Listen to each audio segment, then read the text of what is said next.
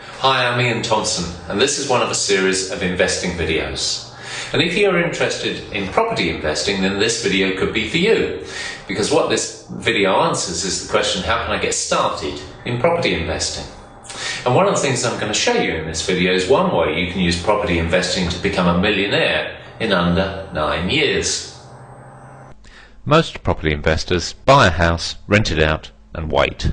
And the rent doesn't quite cover the mortgage, and they've had to put a pretty big deposit in to start off with, and so therefore for most property investors all they ever actually get around to doing is buying one or two houses. But hey, if they wait long enough, then it can provide them with a comfortable retirement if they sell one of the houses then. But maybe you're looking for something a bit faster than that, and certainly something a bit faster is entirely feasible. There are some property investors out there that are very wealthy and own hundreds of properties, so there are other ways of doing things. If you want to do that, then step one in the process is actually to start off with being crystal clear on what your goal is. So what are you trying to achieve? Is it capital growth? Is it monthly income? A bit of both? Are you trying to minimize the amount of time that you put into it? Are you looking for property that you can get into with hardly any money down? So all sorts of different things that you might be looking for from your property investing. So get crystal clear on what that is, and then start looking at the different strategies out there. And there are loads and loads of different ways that you can invest in property. Obviously there's the ordinary residential rentals, but then there's flipping and wrapping and rezoning and renovations. And even when you look at each of these different strategies, there are a number of ways that you can interpret those even further. Take renovations, for instance. If you're renovating, why are you renovating? Is it to refinance, or is it to sell it? Is it to rent it out to someone? And if it's to rent it out, who are you trying to rent it out to? Is it families? Is it uni students, and so on? So there are many, many different strategies, and what's really important is to start off with clear about exactly what your goals are, and then go out and find the strategy that's going to be best for you. Okay, so now look, what I wanted to do now is really effectively split this video into two. Part one of the video, which I'm going to go through right now, I wanted to talk to you about one simple strategy that you might choose to follow that will give you the opportunity to create $1 million in property in under 9 years. And in a second video I'll talk to you later about a way that you can get monthly cash flow out of property quickly.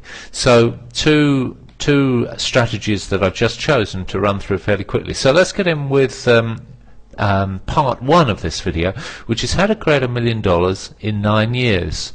And look, this is not by starting off with a huge sum of money. We're only talking about maybe having to put $20,000 into it in the first place. And maybe if you already own your own home, you might have equity in your home, so you could use that, and therefore you might be able to achieve this $1 million without any of your own cash. Anyway, we'll see.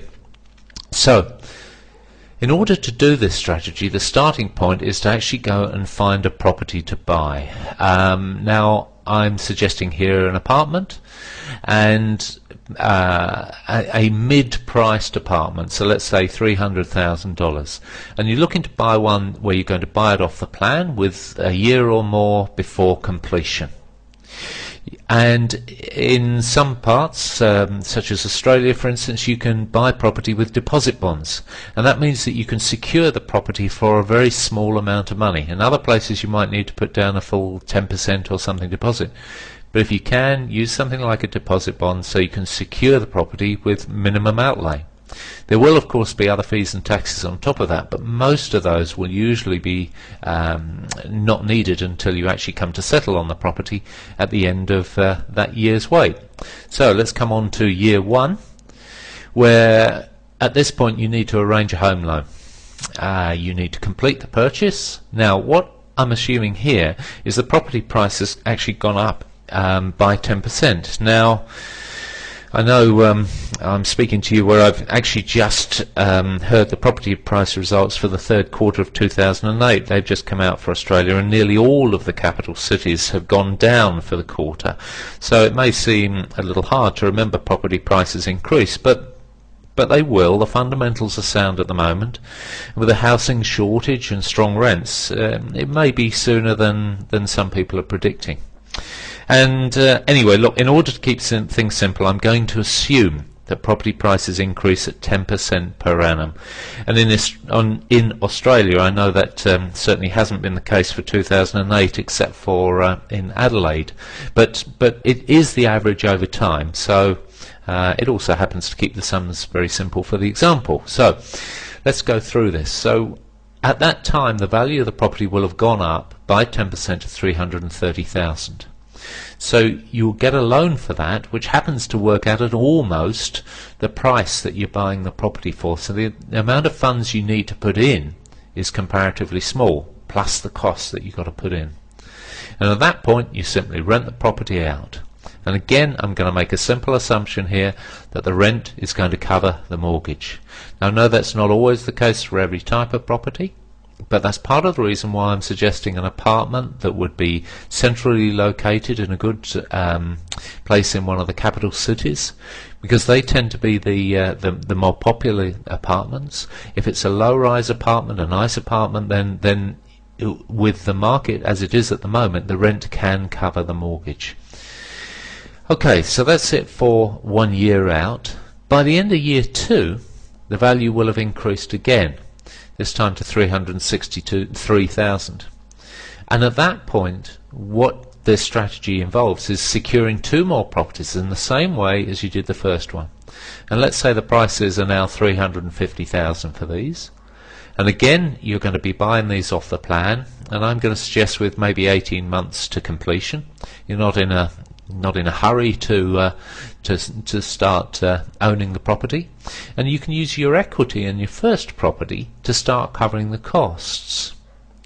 And therefore, a year later, your first property is now worth $393,000, and you're settling on the second and the third properties. And the value of those will have gone up as well. Now they're worth $385,000.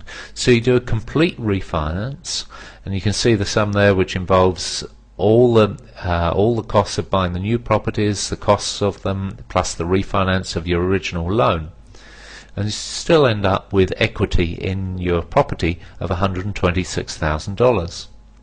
So that's it for year 3. In year 4, basically, you just sit and watch while property values increase, and you keep doing that through the various years. You'll find that your rents increase as well, which is an added bonus, and by the time you get on to year 9, your equity has gone up, so you now have over $1 million equity in your property portfolio just from those three investment properties. So look, that's one very simple strategy to become a millionaire, starting with really very little and achieving it in only 9 years. And I'll go through the income creating strategy another time. But look, if you were to follow this simple strategy, then maybe you could become a millionaire too. So check it out for yourself, and check out the property market around where you are, and decide whether it's the right market and the right time for you now or not. If you enjoyed this information and would like to receive all 20 free videos of the top questions people ask most about investing, and a copy of What I Didn't Learn at School But Wish I Had, visit www.21stcenturyinvesting.com.